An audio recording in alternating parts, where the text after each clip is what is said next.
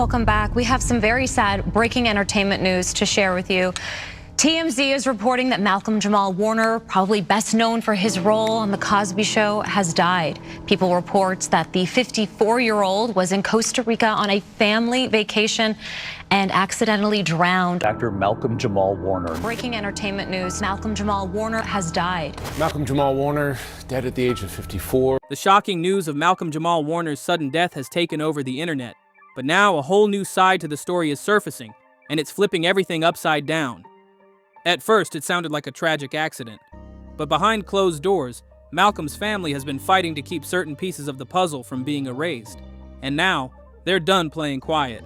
Explosive new info is dropping, and it's pointing to something way deeper. Some are even saying Malcolm didn't just die, he might have been set up, and the way it all went down, too perfectly timed to be random. There were cryptic messages Malcolm allegedly shared just days before everything went down. Reports are hinting that whatever happened wasn't some accident. It was planned, calculated. And now, the truth is cracking open one piece at a time. We'll walk you through everything, but you gotta let us know your take in the comments. Malcolm-Jamal Warner's sudden passing had everyone in shock. No signs, no red flags, nothing. The official word? He drowned while swimming at Clay Beach in Costa Rica during a vacation with family. That beach is known to be dangerous, with rough waves and deadly currents. And reports say those exact conditions were happening when Malcolm went into the water. Locals say bystanders tried to help when they saw him struggling, but by the time Costa Rica's Red Cross showed up, it was already too late. He was pulled out unresponsive, and shortly after, he was declared dead. Authorities didn't waste any time shutting down whispers of foul play, calling it a tragic accident. Plain and simple. But here's where things get real sketchy. While fans were still reeling from the news, people close to Malcolm were already raising red flags. Multiple insiders claim the family wasn't buying the story they were being told. They've allegedly pointed out some serious inconsistencies, saying things just weren't lining up. And behind the scenes, they've been digging for answers ever since. Malcolm's family has been quietly digging for answers, because the way everything went down just doesn't sit right with them. They don't believe this was some freak accident. Something about it all feels off, like way off. But the biggest red flag? The lack of real information, especially when it comes to witnesses. Let's get real, Clay Beach ain't some remote hidden stretch of sand. It's a well-known public beach, packed with tourists, locals, and swimmers almost every day. So how is it possible that not one photo, video, or even a halfway detailed witness statement has come out? That alone is raising some major eyebrows. Sure, in a respectful world, folks would know better than to record someone during a moment like that.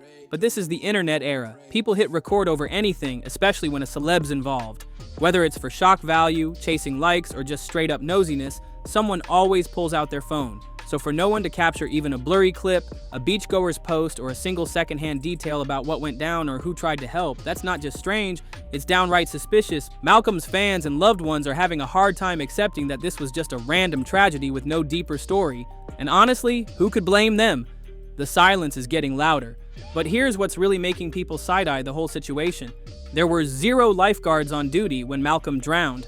The Caribbean Guard later claimed it was due to resource issues. But hold up. They also admitted that Clay Beach had already been flagged as dangerous for years, so if that's true, why wasn't anyone stationed there that day? Why weren't there any warning signs saying no swimming or alerting folks to the risk? And as soon as the news hit headlines, the same people put out a rushed statement saying they were now sending lifeguards back to that beach, and to another one also known for dangerous currents. Timing much? Yeah. Something's not adding up. So, yeah. It's easy to see why people aren't buying the timing of all this. The excuses, way too convenient. And when you start breaking down what actually happened that day, the red flags just keep piling up. For starters, the timeline is a mess. Reports don't even agree on how long Malcolm was in the water, how many people actually tried to help him, or when emergency crews even showed up. The details are all over the place, vague, conflicting, and sketchy. If this really was just a clear-cut accident, why is it so hard to get a straight story? Why does the timeline feel like it's been edited? But the part that really pushed everything into overdrive, the timing of his death. Just 2 days before the drowning, Malcolm dropped what would end up being his final podcast episode, and it's now giving fans chills. The title? Not All Hood. In that episode, which we'll play in a bit, Malcolm opened up deep about survival, identity, and what it means to grow up fighting stereotypes. But one line is hitting people hard right now. Black survival in itself. That's it. That's the part that's haunting listeners. Media focuses on, and that we're all one thing. Yeah, and the whole concept is, we're not all hood, The black community is not a monolith. There's so many levels and lanes to the black community, and we wanted to have a space where we could acknowledge, discuss all of those lanes, because they're so varied in terms of our perspectives and our opinions and our ways of life, and we wanted to be able to have a place where we can talk about all of those things, discuss all of those things, and shed light on the not all hood aspects of who we are. Some say it doesn't just sound reflective, it sounds like a goodbye, maybe even a warning. Whether Malcolm knew this would be his last message or not, the timing is way too eerie. And now, fans who don't believe this was just an accident are calling that podcast a clue. A clue he may have left behind without even realizing it, or maybe he did. Now here's where things get even deeper. Malcolm wasn't just some Hollywood star. He was bold. He spoke out, loud, clear, and unapologetic, especially when it came to race, power, and identity. In that final episode and in past interviews, and he didn't hold back. He called out the media for twisting the image of black men, for boxing them into one tired stereotype, and for creating a world where just surviving is a battle. He even said the media keeps recycling the same worn-out hood narrative like it's the only story worth telling. He was tired of it, and he said it straight. That raw honesty made people respect him, but it also made him a target. And now, people are connecting dots. Too many outspoken black voices have gone quiet under strange, sudden circumstances, and Malcolm's death is starting to feel like part of that same dark pattern. Malcolm didn't just talk about black identity, he challenged the way the world tries to define it. He straight up said ignoring the depth and complexity of black life isn't just lazy, it's dangerous. In one powerful snippet, he broke down how constantly showing only trauma and struggle feeds those same tired stereotypes that have boxed black communities in for generations. But what really shook listeners was the way he flipped the whole concept of black excellence. Instead of tying it to wealth, fame, or success, Malcolm made it crystal clear, just staying alive in a world that keeps trying to erase you?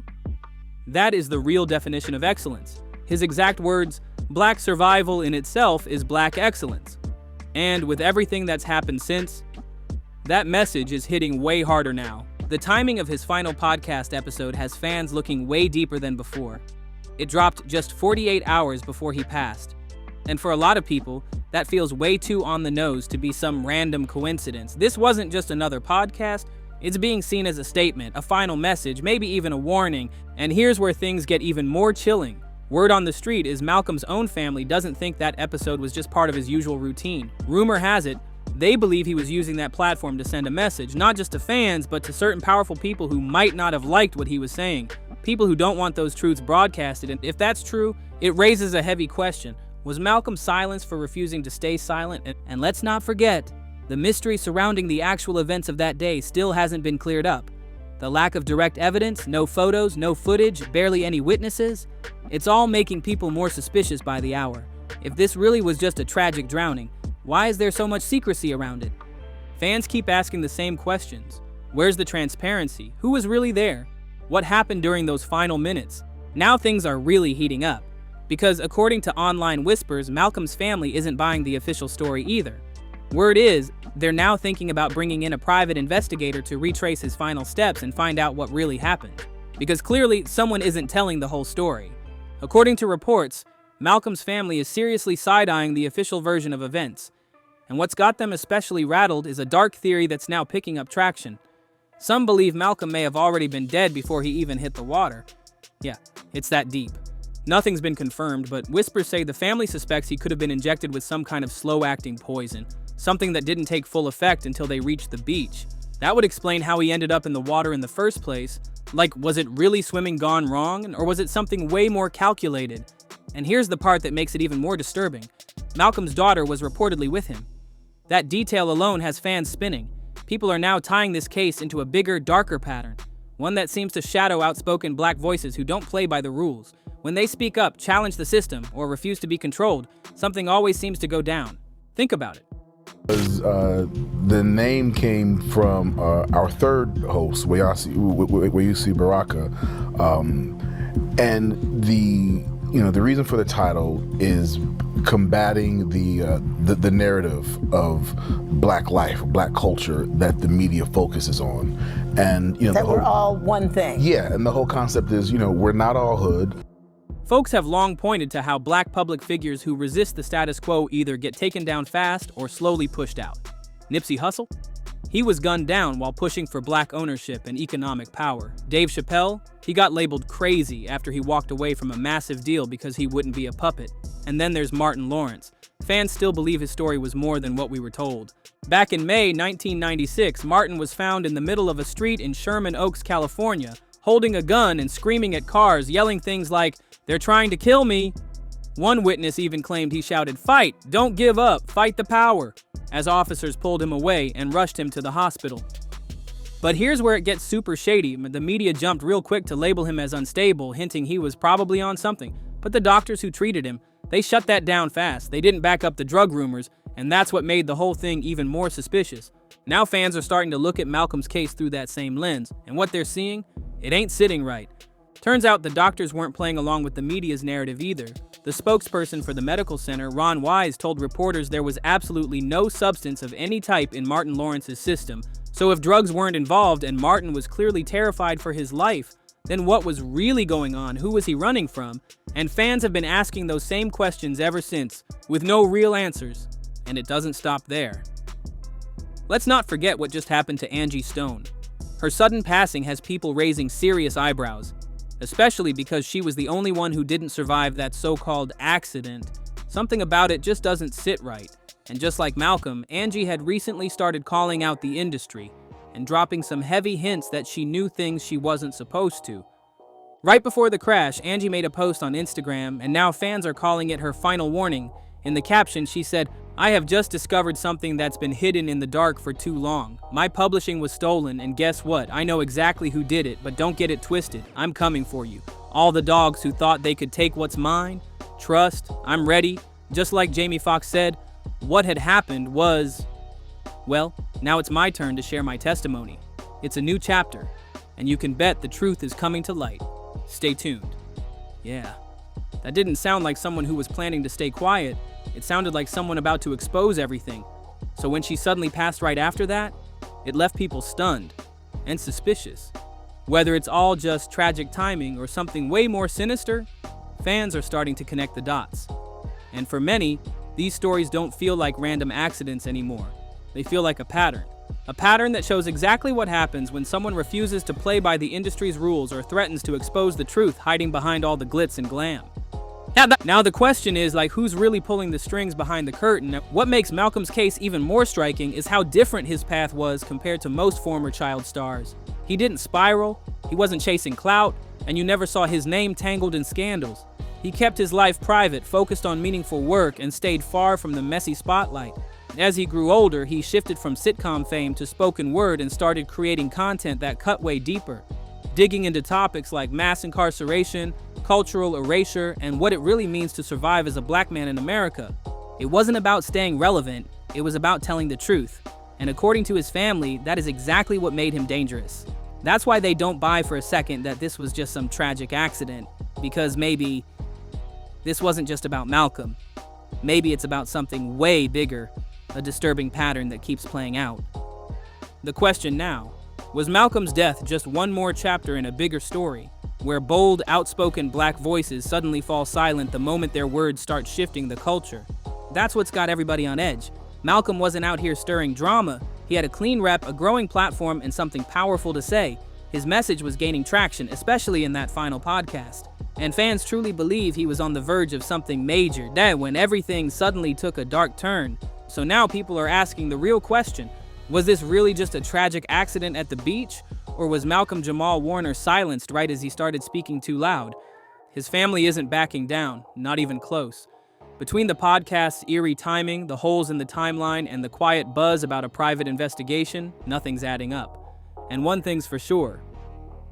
When families start digging, the truth doesn't stay buried for long, because this doesn't feel like closure, and this feels like a warning, and something deep down tells us this story is just getting started. Rest in peace to Malcolm-Jamal Warner. Drop 1,000 comments below, and then make sure you hit that next video. There's more coming.